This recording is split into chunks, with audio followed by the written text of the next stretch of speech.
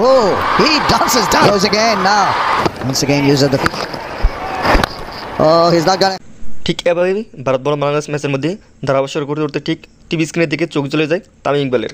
সেখানে সাকিব আল হাসানের এরকম ব্যাটিং দেখে একবারে মুগ্ধ হয়ে যান তামিম ইকবাল। হ্যাঁ প্রিয় দর্শক, বাংলাদেশ বনাম ইন্ডিয়ার প্রথম টেস্ট ম্যাচের মধ্যে এরকম একটি কীর্তি করে দিয়ে ফেলেন নাম্বার 1 অলরাউন্ডার সাকিব আল হাসান। তার জড়ো ব্যাটিংয়ের কাছে কোনো পাত্তাই যেন পাচ্ছিল না ইন্ডিয়ার প্রতিটি বলার। আকাশে, স্টেডিয়ামের মধ্যে এবং স্টেডিয়ামের বাইরে গিয়ে পড়ছে প্রতিটি বল, একের পর এক 4-6 বল। যেই সিরাজকে নিয়ে এত ইন্ডিয়ার অহংকার, সেই সিরাজকেও ছাড় দিল না নাম্বার 1 অলরাউন্ডার সাকিব আল হাসান। আর তাই তো এরকম ব্যাটিং দেখে হাততালি দিতে বাধ্য হলো বাংলাদেশের সকল খেলোয়াড়রা। আর সাকিব আল হাসানের এরকম তুফানি ব্যাটিং দেখে একবারে অবাক হয়ে যান ধারাভাষ্য করে তামিম ইকবাল।